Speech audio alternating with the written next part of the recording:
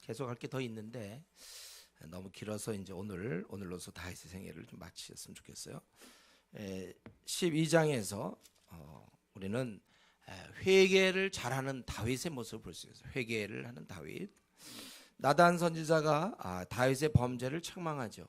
어떤 부자가 있는데 가난한 사람이 식구와 같이 지내는 그 양새끼를 자기 집에 온 손님을 위해서 빼앗아서 잡아먹었다는 거예요.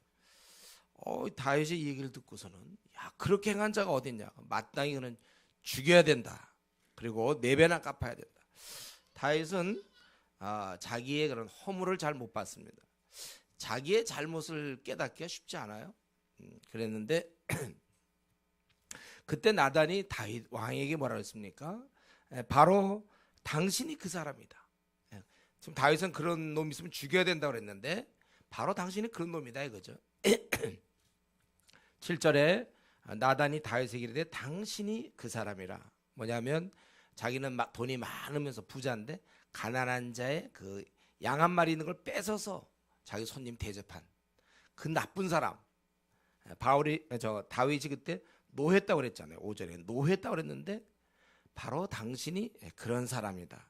왜요? 하나님께서 많은 복을 주셨고 축복하셨고 원하면 더 줄 수 있는데도 불구하고 하나님 말씀을 업신여기고 이런 악을 행했지 않았느냐. 그래서 하나님을 업신여기고 하나님은 다 보고 계시는데 우리아의 아내를 빼앗아 아내로 삼았다 그거예요. 그래서 11절에 이제는 칼이 내 집에 10절 마지막에 칼이 내 집에서 영원히 떠나지 않고 내 집에 재앙이 있으며 내 아내가 다 빼앗겨서 백주에 동침하리라. 너는 은밀히 행했지만 그 일이 다 이스라엘 민족 앞에 드러나게 된다는 것입니다. 바로 이제 이렇게 다윗이 자기의 잘못을 듣게 되었는데 이때 다윗은 어땠습니까? 바로 그 얘기를 듣고 나서 13절에 내가 여호와께 범죄하였노라 이렇게 얘기했어요. 다윗의 특징, 우리가 다윗의 모습을 볼 때 그가 골리앗 앞에 나가기도 하고 사울을 살려주기도 하고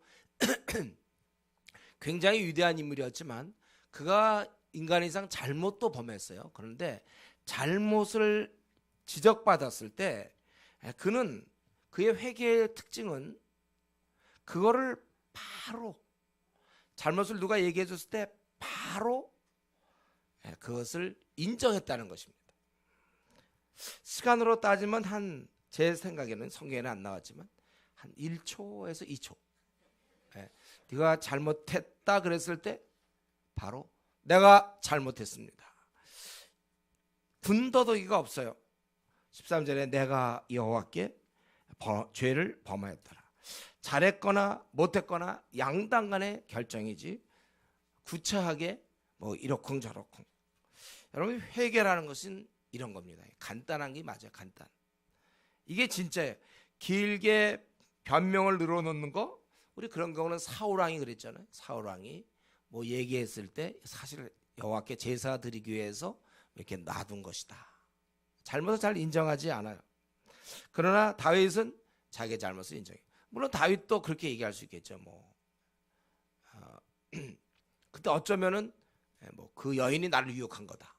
내가 그렇게 왜 그렇게 또 어떻게 은밀하게 하지 않고 그렇게 목욕을 하고 그 내 눈에 띄게 했느냐. 혹은 뭐 하나님이 뭐 그런 환경을 주신 거 아니냐. 왜 하필 그때 날 일어나게 해서 왜 눈으로 그걸 보게 하셨는가. 뭐 하나님을 원망할 수도 있어요. 우리 의외로 말이죠. 신앙생활하면서요. 아직 이제 물론 어릴 때니까 그렇겠지만 이렇게 된 거 하나님이 이렇게 하신 거 아니냐. 하나님한테 자꾸 탓을 돌리는 경우 있습니다.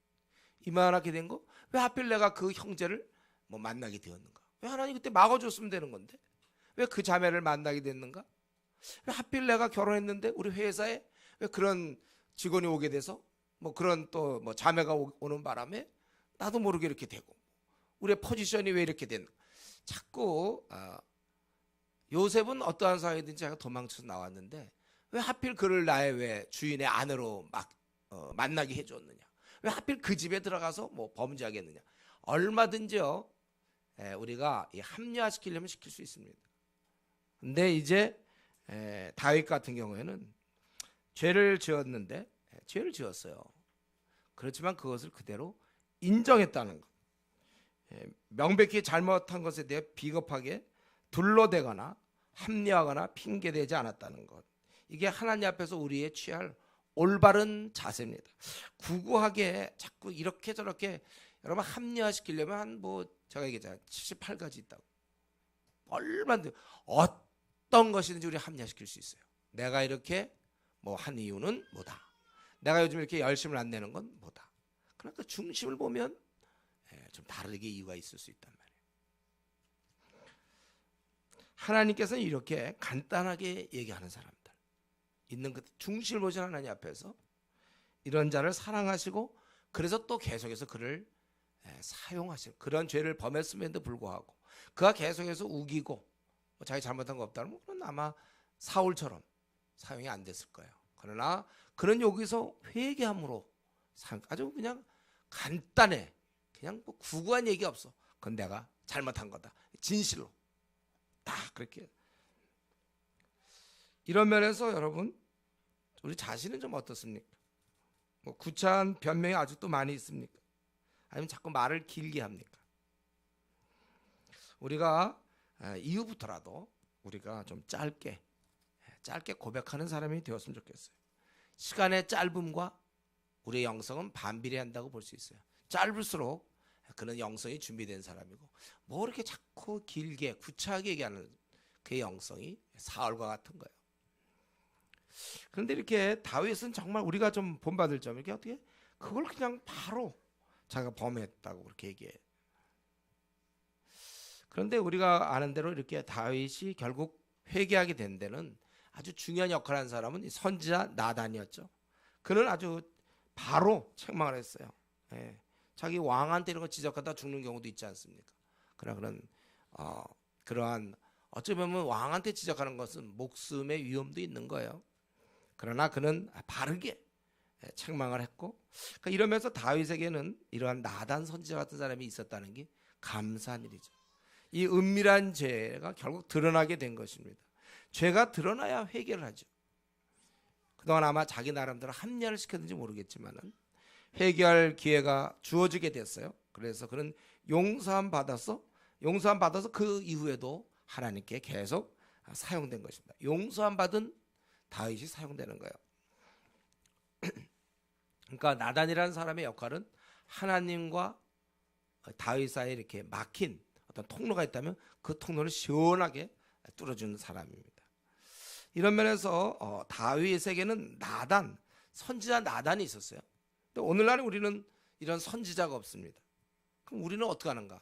아무도 자기의 허물을 볼 수 없다고 그랬어요. 우리는 누구나 자기의 뒷모습을 자기는 볼 수 없고 주위 사람은 나의 뒷모습을 볼 수 있다고 그랬습니다. 내가 얼마나 부족한지 내가 얼마나 잘못됐는지 본인이 스스로 깨닫는 경우는 거의 없습니다. 그러나 이제 신실한 주위의 형제자매가 이걸 깨닫게 해주는 거예요. 그래서 우리가 좋은 공동체가 좋아요. 그런 나를 지적해 줄 수 있는 사람이 많을수록 나는 안전한 것입니다. 그래서 우리가 주위 사람들이 얘기할 때 그걸 잘 이렇게 귀담아 듣는 게 중요해요. 그 사람이 그렇게 얘기하는 것 이유가 있지 않을까. 우리 성경에 보면은 서로 간에 사랑 안에서 참된 진리를 말하라.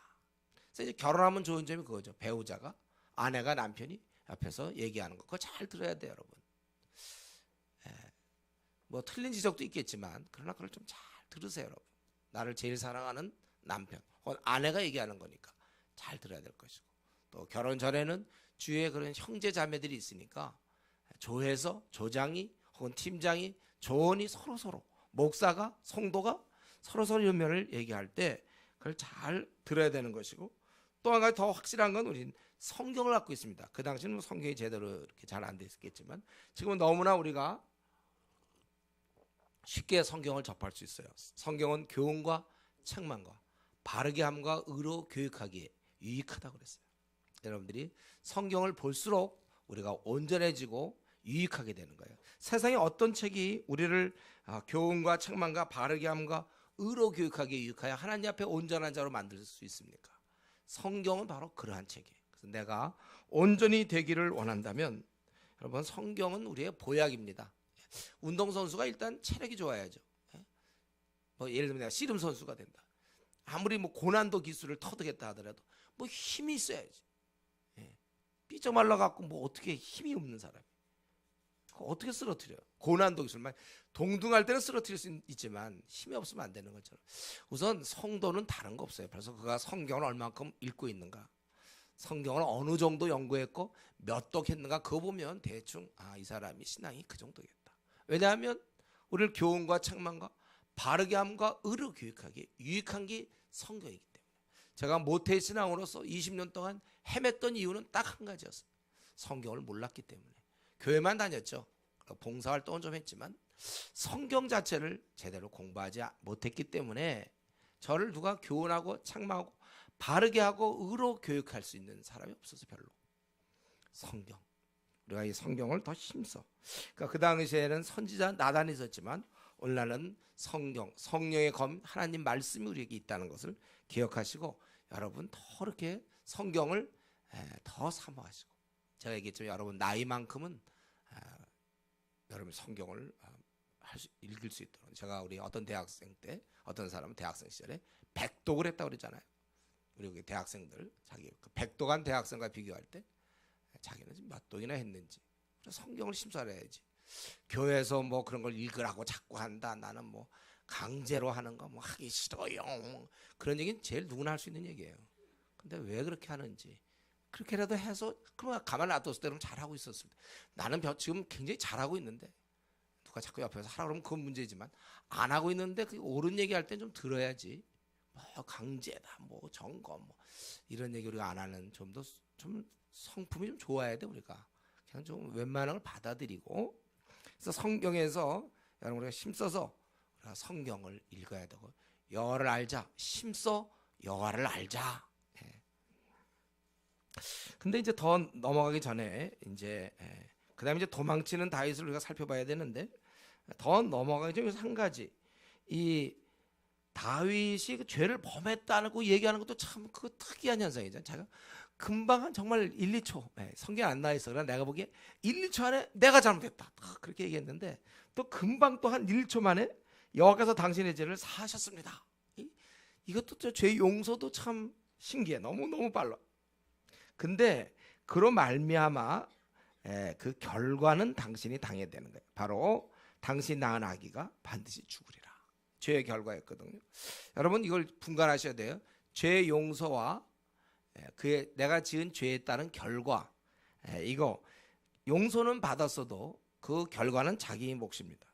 내가 실컷 놀고 방탕한 생활하고 내가 법대를 다니는데 예를 들면 남들은 고시 공부할 때 난 실컷 놀고 방탕하고 술 먹고 게임이나 하고 그랬으면 나중에 자기가 이 하나님 주신 이 시간과 건강과 이런 밤 늦게까지 게임하고 막 공부 안 하고 나중에 회개하겠죠. 하나님 주신 이 시간들을 땅에다 묻어놨군요. 제가 한 달란트 재능의 이런 기회들을 준비할 수 있는 기회를 내가 땅에 묻어놨어. 회개했죠. 회개했어도 그렇다고 해서 그가 고시에 붙는 건 아니에요. 이미 놀았는데 남들 막 6년씩 하고 그러는데 자기는 군대 갔다 오고 막 해서 시커 놀아서 뭐 한 27, 8에 만약에 졸업을 했다 합시다. 그 사이에 딴 애들은 뭐 벌써 변호사 될 수 있고 뭐 판검사 될 수 있는데 자기는 놀았거든. 그럼 도저히 그건 고시가 안 되는 거예요. 그때부터 시작해서 그러면 한 4, 5년 공부해서 남들은 뭐 20대 만약 해서 자기는 30대 중반에 혹시 붙을 수는 있어요. 근데 이제 그런 걸 가지고 자기 회개했는데 왜 이러는가? 남들과 자꾸 비교하고 그래서 이제 뭐 회사를 했는데 뭐 자꾸 떨어지고 그 왜 하나님 날 떨어뜨리십니까? 근데 분명한 것은 하나님이 떨어뜨리는 것이 아니라 자기가 공부 안 해서 떨어졌다는 사실을 여러분 꼭 좀 잊으면 안 되겠어요. 또 그 바람에 몸이 망가질 수도 있죠. 자기가 밤낮 술을 먹고 늦게까지 원래 밤 늦게까지 있는 게 우리 몸에 참 안 좋은 거예요. 우리 이런 병이 많이 걸려요. 밤 늦게까지. 물론 우리가 부지게 공부해서 뭐 그럴 수 있지만 게임하느라고 그러는 사람들도 있어요. 창조주에서 하나님 밤을 왜 만드셨습니까? 자라고 그거 안 자고 그냥 버티다가 몸 다 망가진 다음에 그 다음에 회개했지만 망가진 몸은 어쩔 수가 없는 거예요. 그래서 우리가 마찬가지 우리가 미지근한 신앙생활을 유지하고 우리가 늘 성경 우리 교회에서 성경 우리가 연구하자. 사람들이 시간을 내서 성경을 연구하고 또 영혼을 붙잡자. 그래서 영혼도 붙잡아 보고 그러다 보면 성경을 연구하다 보고 읽고 그러다 보고 기도 생활하고 그러면 점점 인격도 바뀌고 성품도 바뀌고 그렇게 해야 되는데 그걸 안 했으면 나중에 정신 차려서 나이 들어서 정신 차렸을 경우 이미 성경을 연구한 게 없잖아요. 그러니까 남을 위해서 일할래도 성경을 몰라. 똑같이 그 과정을 겪어야 돼요. 성경을 한 20권 연구하려면 적어도 5년 이상 걸리거든. 그 정도 돼야 뭐 성경에서 나오는 가치관을 가지고 사람을 좀 도울 거 아닙니까? 그러니까 성경 준비가 안 돼 있는데 왜 하나님 나를 일꾼으로 사용하지 않습니까? 그거는 자기가 안 한 거니까. 그리고 자기가 인격이 준비가 안 되잖아요. 이렇게 막 젊은 날 막 기도하고 성경 보고 피부에서 꾸준히 해서 인격이 점점 바뀌는데 자기 인격이 하나도 안 바뀌어가지고 그래서 결국은 뭐 부부싸움을 하고 뭐 이혼을 하고 예를 들면요. 막 그런 자기 인격이 안 바뀐 거예요. 왜 하나님 날 갖다 이혼하게 만드십니까? 그러니까 자기가 바뀌어야 되는데 안 바뀌었거든. 전도 많이 해보면 사람이 겸손해질 수밖에 없잖아요. 영혼에 관심이 돼 있고 센스가 생긴단 말이에요. 전도를 하면 사람들이 이런 거 하나도 개발 안 해놓고서는 결혼해갖고 부부간에 밤낮 싸우는데 왜냐면 센스가 없으니까. 그건 자기 책임이에요. 자기가 하면 되는데 안 해놓고서 왜 하나님 나에게 이러한 가혹한 뭐 벌을 주십니까? 벌을 안 줬어요. 자기가 자라야 되는 인격이 벌써 변화돼야 되는데 변화를 안 시켰거든요. 제가 교훈과 책망과 바르게 한과 의로 교육한 이 말씀도 그렇고 또 우리가 실제로 하나님과 동행을 경험하고 이런 시간을 다 놓치고 남들보다 이렇게 지내다 보면 나쁜 짓을 많이 하면 이제 회개한다 하더라도 그 습관이라는 게 있잖아요. 힘들어. 저 같은 경우 이제 지하철 타보면 요즘 지하철 타보면 사람들이 뭘 많이 하더라고요.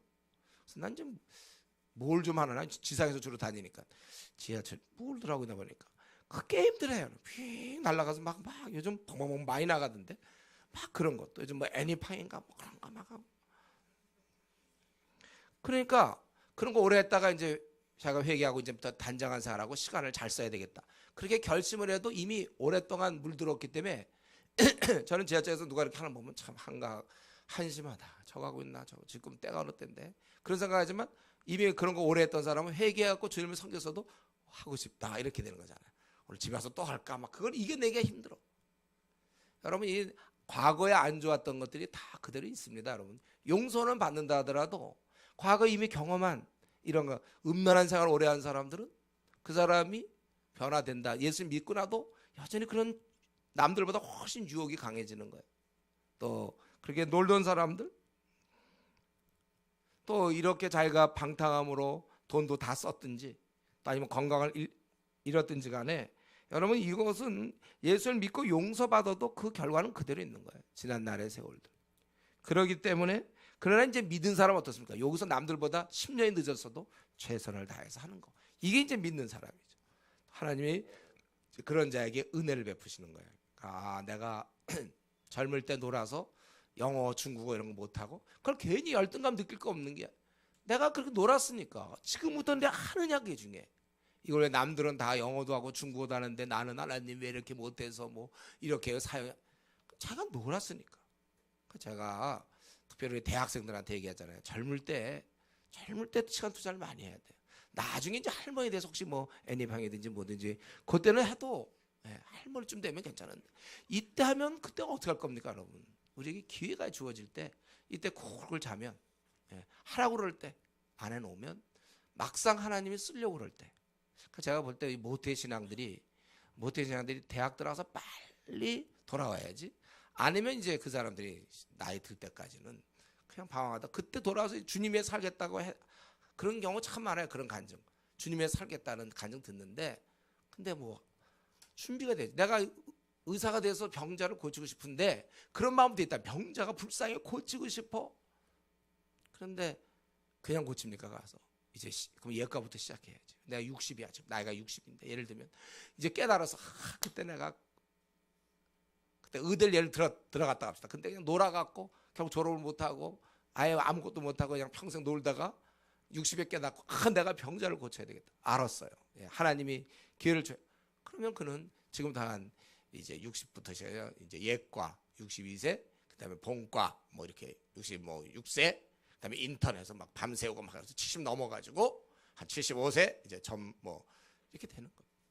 그거는 자기가 자기. 여러분 그래서 여러분 이러한 자기가 용서함 받는 거와 그 결과는 다른 거예요. 그렇기 때문에 우리가 이 미지근한 신앙 참 그게 그냥 세월 보내는 거예요. 미지근한 것은 신앙이 아니에요. 원래 신앙 앞에다 미지근함을 붙이면 안 돼요.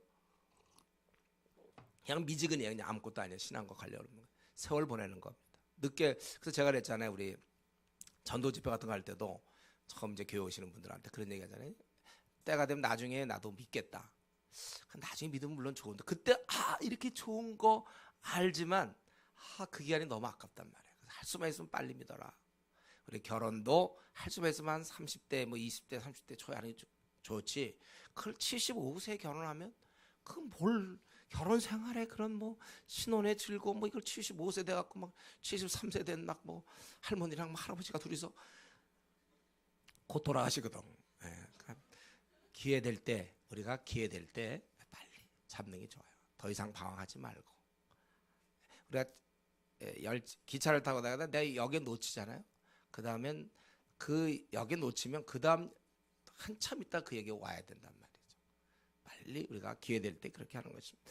여기 보면 이 회개하는 다윗은 이때 빨리 회개했어. 이게 참 훌륭해요. 어떻게 이렇게 하는지 모르겠어요. 그의 그 영성이 살아있는 거예요. 딱 회개하고. 그러고 났는데 이제 그 다음에 이제 우리는 13장부터는 이 아들 압살롬이 다윗에게 반역하는 일이 벌어집니다. 압살롬의 반역. 그래서 결국 도망치는 다윗. 이 사건의 전말은 그것이죠. 뭐예요? 13장 1절에 보면 이 암논이 있어요. 다윗의 아들인데 다윗이 부인이 몇 명 있습니다. 그래서 이제 아들이 좀 다른데 암논이 자기 그 다말을 사랑해. 또 다른 자기랑 따지면 가족이죠, 가족 사실은. 근데 다말을 사랑해. 근데 어떻게 할 방법이 없어. 그래서 2절에 보니까 그의 누이 다말 때문에 울화로 말미암아 병이 되니라. 그럴 때 간교한 친구 시므아가 나타나서 방법을 알려준 거. 당신이 병 들었다 그럴 때 그 간호를 좀 받게 해달라고 그러고 왔을 때 그를 이제 성폭행하라 그렇게 된 것이죠. 그래서 그 말을 듣고 그가 실행에 옮깁니다. 결국 15절에 있는 것처럼 14절에 있는 것처럼 단말보다 힘이 세므로 암논이 억지로 그와 동침하니라.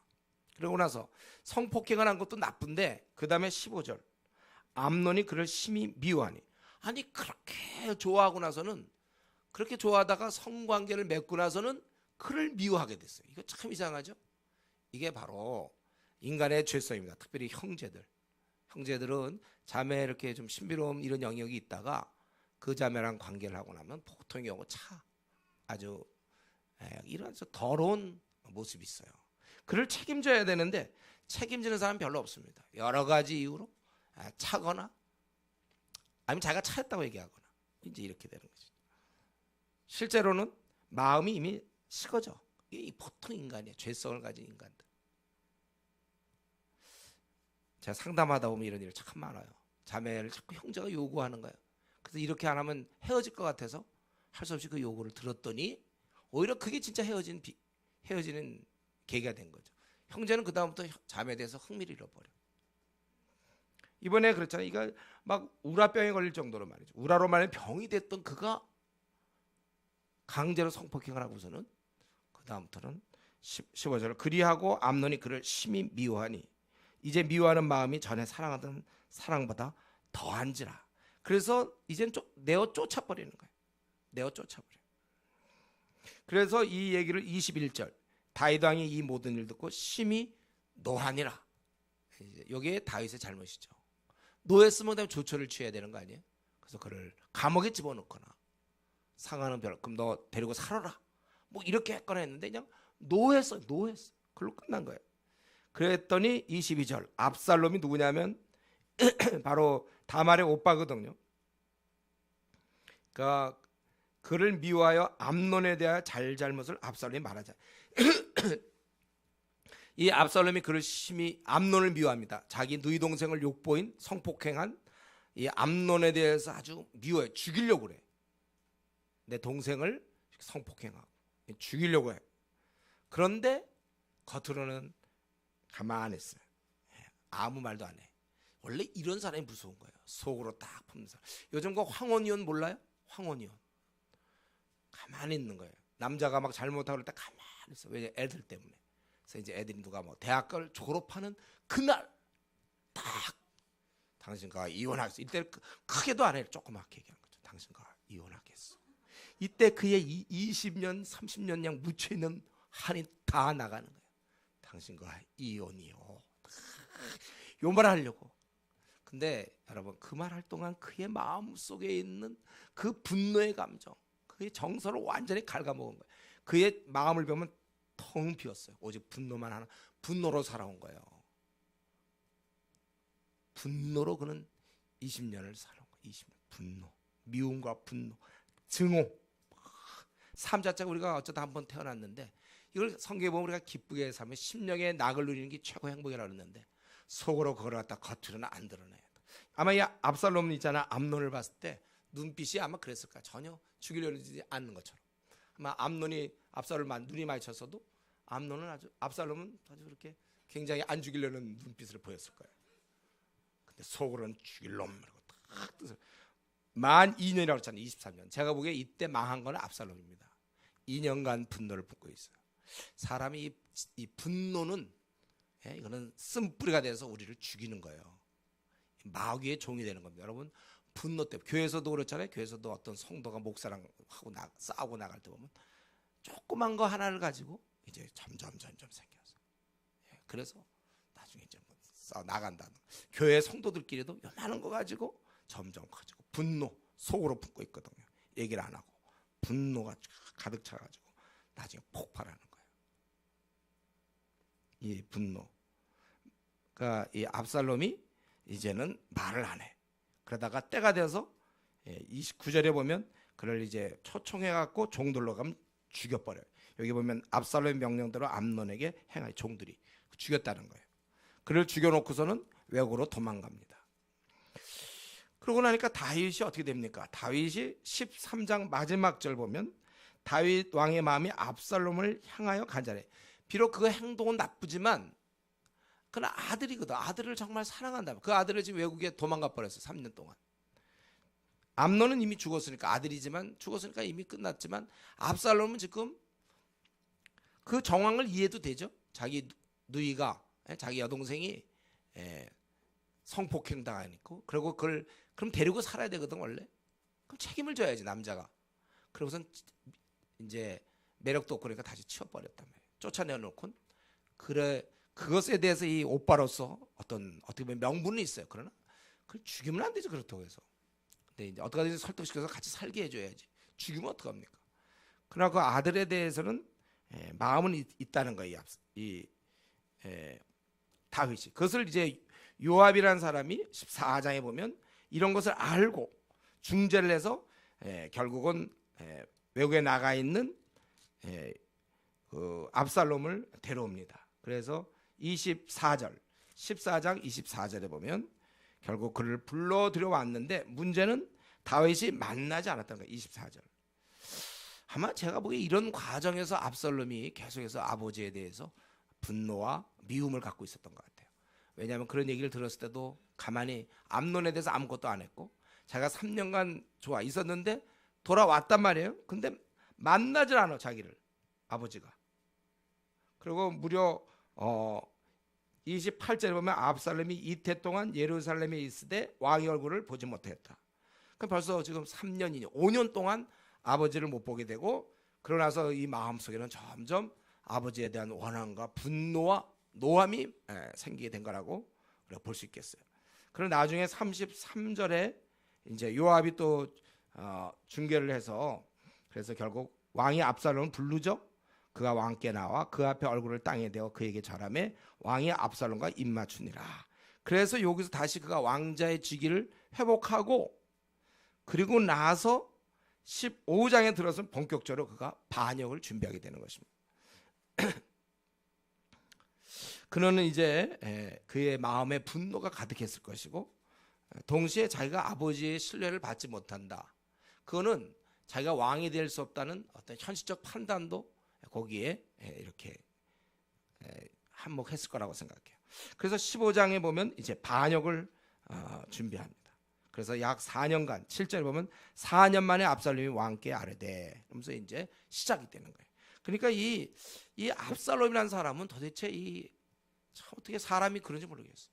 그러니까 자기가 속으로 품고 있는 걸 잘해. 이 사람 2년 동안 말도 안 하고 있다가 2년 만에 암논을 죽이고 또 3년간 또 돌아와서 또 2년간 그리고 돌아와서 4년을 무려 반역을 준비해요.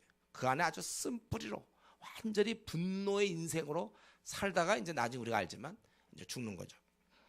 그리고 이제 반역을 도모했고 결국 성공해서 14절에 왕이 도망가는 거잖아요. 도망가고 그가 나라를 장악했습니다. 그리고 이제 17장에 보면 원래 다윗을 바로 잡을 수가 있었는데 왕을 신하들이 이제 이렇게 아주 후세가 결국은 아주 다윗을 위한 계교를 짜가지고 잡지 못하고 거기 17장 24절에 보면은 다윗이 요단을 건넜어요. 일단 아슬아슬한순간을 피했고 이때 바로 잡으면 되는 건데 그리고 18장에 보면 이제 다윗이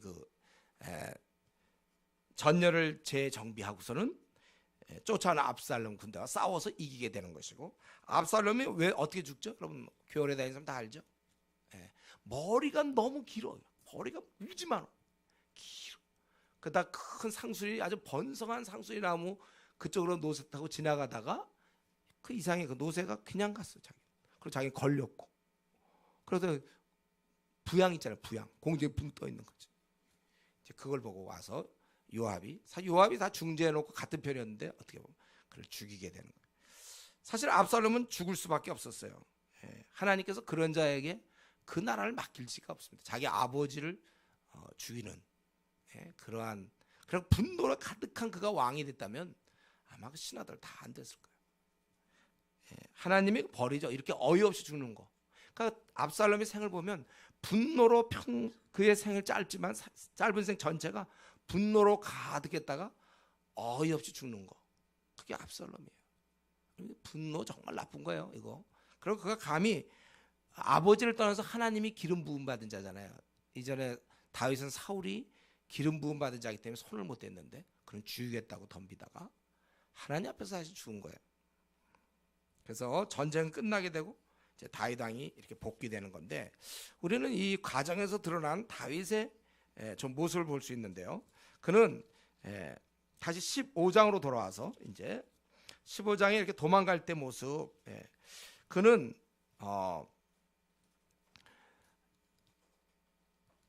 그 25절 26절을 보면요. 15장에 그가 이렇게 도망가는 중에도 그는 하나님의 어떤 처분을 그대로 따르겠다는 그런 모습을 볼 수 있습니다. 그래서 사독 24절에 보면 사독과 아비아달이 이제 언약궤를 가지고 왔잖아요. 하나님을 궤를 레위 사람들이 왔어요. 그럴 때 25절에 왕이 사독에게 이르되 보라 하나님의 궤를 성읍으로 도로 메어가라. 만일 내가 하나님 앞에서 은혜를 입으면 도로 나를 인도하사 내게 그 궤와 그 계신 데를 보이시리라. 또 26절에 만약에 하나님이 내가 너를 기뻐하지 않는다 하시면 종이 여기 있사오니 선이 여기신 대로 내게 행하시옵소서 하리라. 자기는 철저하게 하나님께서 만약에 나 그거 원치 않는다 그러면 자기는 이렇게 망명자로 아니면 도망가다 죽든지 자기는 그렇게 하겠다는 거예요. 현재 자신의 비참한 상황 어려운 처지에 대해서 그 최악의 순간을 그대로 수납하는 겁니다. 하나님 하시는 대로 자신을 맡기는 거. 아니 그 사울에게 쫓기더니 또 이제 압살롬한테 또 쫓겨. 잘못한 것도 없잖아요. 자기는 어떻게 보면 아들이 그런 짓을 했으니까 그런 거잖아요. 또 쫓겨야 되는데 그런 가운데서 그것을 받아들였다는 것입니다. 여러분 우리가 다윗이 이런 상황에서 사실 정말 원망하고 힘들어할 수 있는 거잖아요. 자기는 울면서 23절에 보면 온 땅 사람이 큰 소리로 울었고 또 30절에도 보면 맨발로 울며 막 그렇게 가고 그러는 아주 지금 굉장히 최악의 순간인데도 그럴 때 이걸 그냥 인정해. 하나님 만일 기뻐하지 않는다면 좋다. 이게 제가 여기서 다윗의 이런 신앙이 진짜라는 걸 알 수 있어요. 이런 아주 어려운 상황에서 아들에 쫓겨나고 백성들이 등 돌리고 또 나중 보면 알지만 그의 함께했던 31절에 보면 모반자들 가운데 아히도벨, 그는 다윗의 모사였거든요. 다윗의 충신이었어요. 그런 자가 다 배반하고 이제 그런 상황 속에서 참 그런 어려운 상황이지만 그는 하나님의 은혜를 기다렸다는 거예요. 처분에 대해서 순종하려고 했다는 거예요. 원망 대신 그 환경을 받아들였다는 것입니다. 여러분, 우리는 그게 쉽겠습니까? 우리 때로는 나는 왜 이런 가정에서 태어났는가, 어떤 주어진 환경이라든가 또 현재 나의 재정이 안 되고 밤낮 빚져야 되고 카드 써서 돌려막기 하고 나의 어떤 재정 상태라든가 도무지 집을 구하지 못할 것 같고 답답한 현실, 또 직장일이 잘 안 풀리고 이게 안 풀려, 학생대로 이런 게 안 되고 저런 게 안 돼. 이런 중에도 여러분, 하나님께서 하시는 일에 묵묵히 순종할 수 있겠는가? 이걸 받아들일 수 있겠는가? 우리 사람마다 다 어려움이 다 다르니까, 집안의 어려움이든지 직장의 어려움이든지 또 내가 현재 처한 어려움이든지 또 부부 사이의 어려움일 수 있겠고 여러 어려움, 앞날 이런 거 있을 때 이렇게 어려운 일이 있다 하더라도 그는 하나님께서 만약에 내가 너를 기뻐하지 않는다, 하나님이 그렇게 한다면 자기는 그걸 그대로 수납하겠다. 우리가 이런 좀 신앙을 가져야 돼. 우리가 신앙생활을 한다 할 때 하나님이 이렇게 허락하시면 그걸 받아들이는 거야. 자꾸 불평하는 것이 아니라 그걸 받아들이는 거야. 그리고 우리가 여기서 좀 다윗의 아주 독특한 면이 하나 있죠. 이런 건 좀 독특한데요. 보세요. 그가 지금 굉장히 쫓기는 중에 나중 보면은 저 23절에 보면 온 땅 사람이 큰 소리로 울며, 다윗도 막 크게 울었겠죠. 그리고 31절에 아까 30절에 보면 다윗이 감람산길로 올라갈 때 그의 머리를 그가 가리고 맨발로 울며 가고 그와 함께 가는 모든 백성은 각각 자기, 지금 상황은 이 정도의 상황입니다. 다윗이 지금 쫓겨나서 정말 온 백성이 23절에 온 땅 사람들이 큰 소리를 하고 언제 죽을지 모르면서 지금 쫓겨가는 그런 상황. 그러나 그 당사자인 다윗만큼은, 신복들보다 다윗 자신은 아들이 자기를 죽이려고 그러는 거잖아요. 이제 그런 상황인데 쫓기는 중에 울며 경황은 없지만, 그러나 그때 가만히 24절부터 쭉 읽어보세요. 그는 그런 상황에서도 다윗은 동시에 울며 경황이 없지만 문제를 처리하고 있어요. 그래서 거기 사독과 아비아달에게 괴를 다시 갖다 놓을 것을 지시하고, 그 다음에 27절에 보면 또 제상 사독에게 이르되 너는 너희 두 아들 곧 아히마아스와 아비아달의 아들 요나단을 데리고 평안히 섬으로 돌아가라. 따라오려는데 돌아가라. 왜? 아히마아스와 요나단, 이 두 사람은 나중에 36절 보세요. 그들이 이제 그의 들 편에 소식을 알리라. 자기를 위해서 이제 소식을 전할 사람을 딱 심어 놓는 거예요. 울며 지금 정신없는데 그렇게 하고 있단 말이에요. 그리고 나중에 32절에 보면 후세가 와요. 후세가 옷을 찢고 흙에 머리를 덮어쓰고 다윗을 맞으러 온지라. 다윗이 그에게 나한테 오지 말라, 오히려 압살롬한테 찾아가서 그의 편에 서라, 이렇게만 얘기해도 좋은데 어떻게 얘기할지를 알려주는 거잖아요. 왕이여, 내가 왕의 종이, 34절에 보면 왕의 종이다. 전에는 내가 왕의 아버지 종이었더니 이제는 내가 왕의 종이다 하면 내가 나를 위하여 아히도벨의 모략을 패하게 하리라. 실제로 그래서 이 후세 사람이 빨리 가서 잡자고 아히도벨이 얘기했는데 그는 장수기 때문에 다 힘을 합해서 가야 된다고 해서 도망칠 기회를 주는 거잖아요, 후세가. 그래서 이 그를 보내고 거기서 연락할 사람 두 아들을 이렇게 연결하고, 즉 아히마아스하고 요나단을 갖다가 이렇게 연결하고, 절대로 허겁지겁하지 않아요. 그리고 슬픔에 겨워 지금 막 엉엉 울면서, 아마 이때도 맨발이었을지 모르겠는데 막 그런데 그런 순간 속에도 다음을 준비하고 있어요. 머릿속에 이 대안을 생각하고 있어요. 사실 지금 이 순간에 사실 다윗은 잘못한 게 별로 없는 거거든요. 이 아들이 자기를 죽이려고 그래. 사랑하지만 그건 굉장히 잘못된 거예요. 그리고 백성들도 배반하고, 이런 상황에서 자기를 따르는 수많은 사람들도 생각하면서 그는 감정적인 경향 속에서 흔들리지 않고 그는 대안을 마련하고 있다는 것입니다. 여러분, 우리가 보통 경우 감정 따라 움직일지 아닐지는 본인이 결정하는 거예요. 그런데 허약한 요즘 이제 많은 사람들이 너무 감정에 모든 것을 맡겨요. 감정에. 내 감정이 그러면 다 볼 거 없어. 그냥 내 감정대로 해. 그래서 잠수 탈 때 보면요, 나 지금 의욕이 떨어지고 뭐 그러니까 예를 들면 내가 조장이다. 조장 모임 뭐 연락도 안 해. 내가 오늘 못 간다는 것도 예를 들면 연락도 안 하고 그냥 다 그만두는 거야. 그 다음에 어떻게 하려고? 몰라. 그건 그 다음에는 원래 중요한 약속도 있고 뭐 있는데 내가 지금 감정이 다운됐기 나 잠수 타는 중이라 뭐 핸드폰 이제 나한테 와야 될 전화 같은 거 다 받아줘야 되는데 다 팽개치고 몰라. 감정이 최고야. 감정이 부부싸움, 부부도 안 해도 감정 상하면 그다음 이렇게 되면 잘못하면 이혼할지도 모르는데 막 그냥 퍼부어가지고 진짜 이혼하는 거야. 막 상대방 욕하고 자기 감정 따라. 근데 여러분, 우리가 아무리 감정이 그래도요, 머리는 돌고 있거든요. 예? 어떤 막 누가 죽었다 막 슬프다, 뭐 장례식이다 슬퍼도 그 운구행렬을 따라가지 막 슬프다가 막 남들 일로 가는데 절로 가거나 이러지 않잖아요. 벌써 머리가 돌고 있는 거예요. 운구행렬 지금 이쪽으로 하니까 이쪽 방향으로 가야 되겠다 이런 생각 하잖아요. 감정이 아무리 격하도 생각은 생각대로 있는 거예요. 그러니까 내가 만약에 무슨 유치부 교사다, 나는 지금 슬프다, 혹은 뭐 사랑하는 사람한테 뭐 어떻게 차였다, 뭐 아니 무슨 어떤 내가 안 좋은 일이 있다, 뭐 시험에 떨어졌다, 막 자기가 안 좋은 일이 있더라도 내가 유치부 교사면 가서 여전히 뭐 율동도 하는 거, 애들 앞에서. 나는 지금 울지만 가서 울면서도 뭐 율동도 하고 애들 앞에서 뭐 이렇게, 그건 내가 할 건 하면서 우는 거지. 난 울기 때문에 율동이고 뭐고 다 필요 없다. 그래서 아예 안 나타나. 애들이 어떻게 되는 겁니다. 내 감정이 최고야. 그게 아니고 신앙이 최고가 돼야 돼요. 신앙으로 감정을 컨트롤할 수 있어야 돼요. 오늘날 너무 많은 사람들이 자기 감정에 진실하자 이런 말을 어디서 하나 배워가지고 참 안 좋은 말이고, 감정이 뭘 진실해. 완전히 감정이 신앙을 눌러버리는 거예요. 자기가 마땅히 조장이면 자기의 조장에 책임을 다해야 될 것이요, 팀장이면 팀장, 목사면 목사, 자기 유치부 교사, 뭐 아니면 자기가 뭐 하면 자기 할 일을 하고 전화할 거 전화하고 그건 하고, 울면서 자기 속으로는 울고 그러지만 전화 오면 또 전화 받아서 그건 야 언제까지 해줘야 되겠어요? 끊고 또 울고 이래야지. 울기 때문에 전화도 안 받고 뭐 다 모든 게 다 이런 정신 가지면 나중에 결혼해서도 한번 자기 감정 격해지면 뭐 이후에 그러면 이러다가 이혼될 텐데 그런 것도 생각 없이 그냥 막 쏟아놓는 거예요.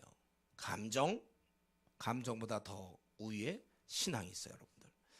다윗은 자기가 하나님께 기름받아 이 나라를 책임지는 사람으로서 지금 여기서 자기 감정대로 울고 몰라 애들 뭐 부하가 어떻게 되고 몰라, 그냥 울기만 해 그냥. 그게 아니고 이러면서도 보세요, 여러분들. 한편으로 울면서도 이게 가능한 거예요. 한편 울면서도 또 한편 자기가 책임져서 거기다가 그걸 심어놓고 후세한테 그냥 너 빨리 날 도와줘, 그냥 가서 도와줘 막 이럴 것 같은데도 가서 이렇게 얘기해. 뭐냐면 나는 왕의 이전엔 종이었는데 아버지 종이었는데 이제는 아버지와 아들을 구분하면서 내가 그 아들의 이제 당신의 종이다. 그럼 네가 나의 할 것이다. 전달할 사람은 누구고. 여러분, 이거 그냥 보이십니까? 다윗에게는 이러한 자기 감정을 컨트롤할 수 있는 이 어떻게 뭐라고 얘기할까요?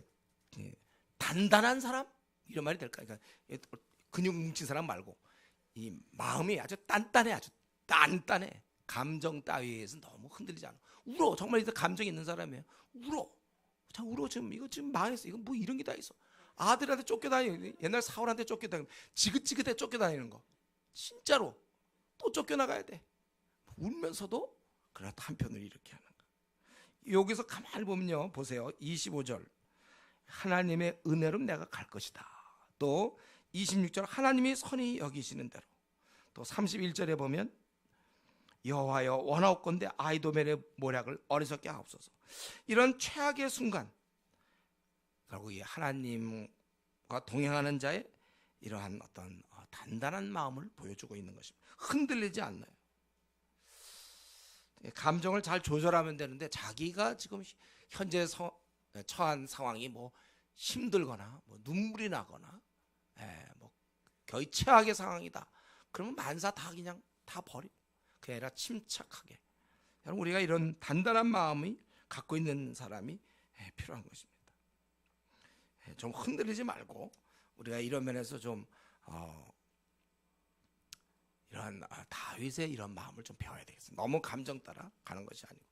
그리고 이제 끝으로 16장에 가서 16장에 지금 다윗이 도망가는 중에 사람을 만나게 돼요. 참 그냥 도망만 다니고 그러는데 사람을 만나게 되는데 여기 아주 특이한 인물 하나를 만나게 됩니다. 이 사람 얘기까지 하고 이제 마치겠는데 특이한 인물 누구죠? 바로 그 시므이라는 사람이에요. 시므이. 16장 5절에 보면 시므이.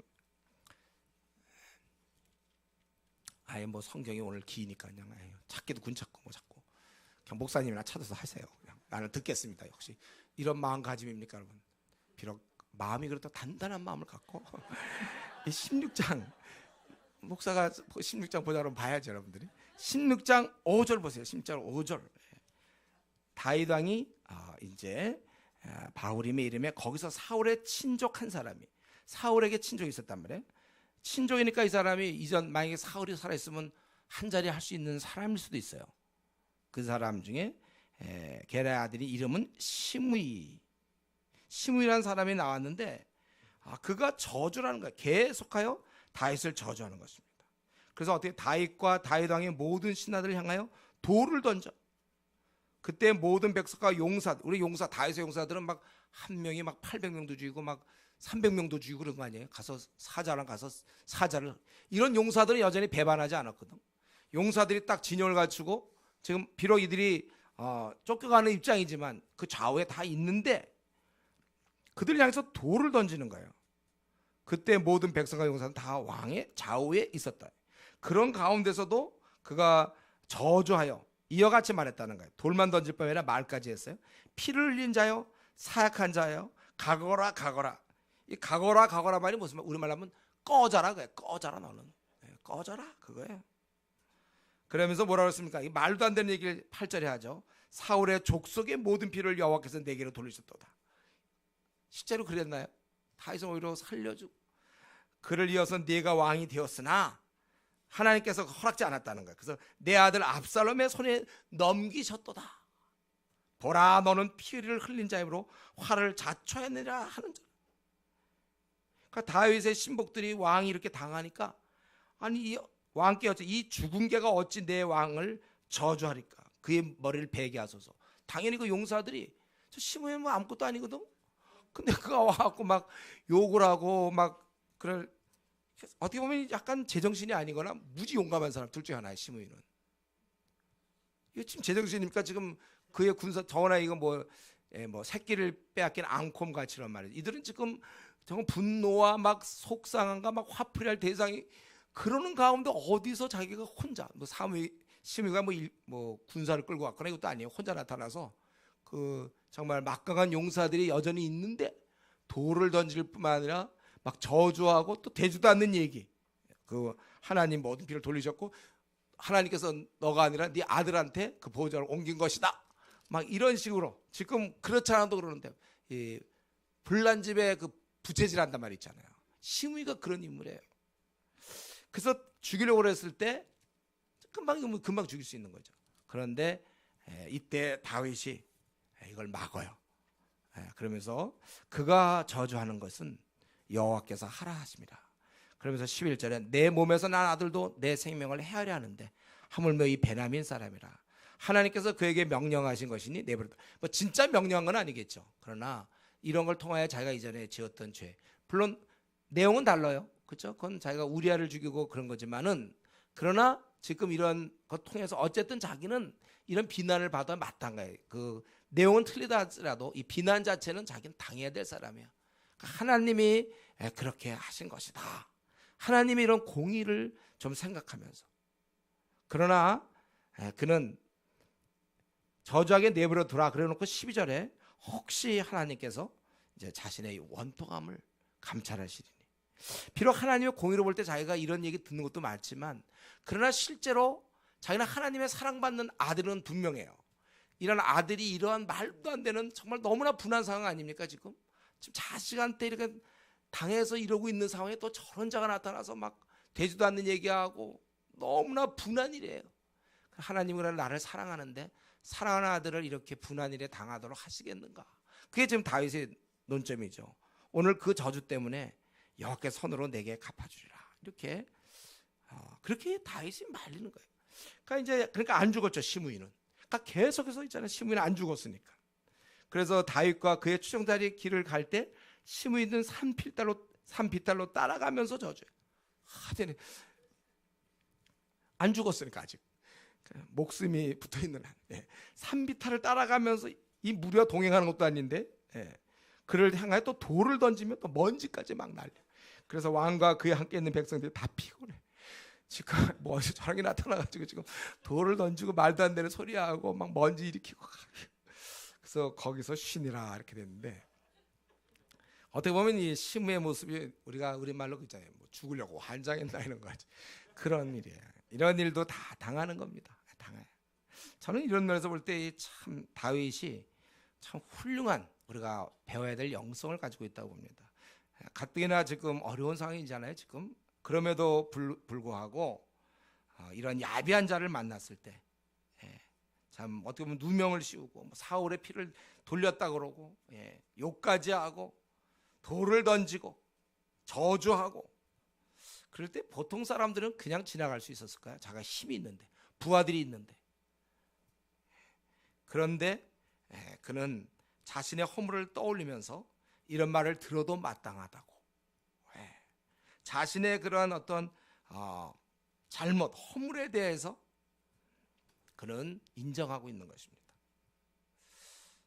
사실도 아닌데 자신을 비방하고 참 돌을 던지고 먼지를 일으키지만 자기의 다른 잘못을 떠올리면서 어쨌든 자기가 이건 하나님께서 이렇게 하신 거라 인정하고, 그러면서 동시에 그는 대항만 한 것이 아니라 12절 하나님께 그걸 맡겼다는 거예요. 이게 참 다윗의 영성 중에 아주 고수인 걸 우리가 알 수 있죠. 그는 분명히 하나님의 공의로, 그때 나단이 얘기하기를 뭐 피가 끊이지 않을 것이고 칼이 끊이지 않을 것을 얘기했기 때문에 이런 일 당하는 것도 그 일환으로 생각할 수 있을 거예요. 그러나 공의 때문에 자기가 이런 일 당하지만 또 자신을 향한 하나님의 사랑은 있잖아요. 이미 그는 회복된 상태예요. 이전에 죄를 적고 회개했기 때문에 이젠 자기가 하나님의 사랑을 받는 자인데 이런 일을 당하는 것을 하나님이 가만두시겠는가. 참 여기 막바지에 가서 아주 보배 같은 믿음이 드러나는 거예요. 이런 마지막 순간에 하나님이 내가 이런 일을 당하는, 이런 억울한 일을 당하는 걸 가만 놔두시겠는가. 여러분 참 고도의 영성입니다. 여러분 이걸 우리가 어떻게 배울 수 있을지. 하나님께서 이것을 감찰하시며 혹시 12절에 여호와께서 나의 원통함을 감찰하시니, 분명히 그가 하나님이 이렇게 하라고 했다고 그렇게 받아들이면서도 자신 너무 원통하잖아요. 오늘 그 저주 때문에 여호와께서 손으로 내게 갚아주시리라. 하나님은 이러한 저주를 보고만 있을 분이 아니야. 왜? 나를 사랑하는 분이니까. 인자하신 분이야. 공의로 볼 때 나는 정말 너무 잘못한 사람이지만 그래도 이런 힘든 상황에서 하나님을 바라보고 있는 이러한 다윗을 우리가 살펴봐야 돼. 이 땅에 시므이 같은 사람 많이 있습니다. 터무니없는 주장하고 뒤집어 씌우는 말, 이런 말 정말 없는 얘기 만들어 비방하는 자. 참 이런 사람 우리 안 만나면 좋지만 이 땅에서 우리 만날 경우 많아요. 이런 사람 저런 사람 많이 만날 텐데. 그러나 낙심할 것이 아니고, 그리고 이때 이 다윗이 보여줬던 이런 거, 하나님께서 내가 억울한 일을 많이 당하면 하나님이 사랑하는 아들이 이런 억울한 일을 당하는 걸 가만 놔두겠는가. 제3자 입장에 대해서 다윗을 자기의 제3자 입장에서 하나님은 나를 사랑하는 분이니까 이 문제에 대해서 갚아주실 것이다. 이런 최악의, 지금 좀 쫓겨가는 상황이거든요. 하나님 사랑이 의심되는 상황이에요. 그럼에도 불구하고 그는 이건 이거대로 받아들이면서 하나님은 나를 사랑하신다.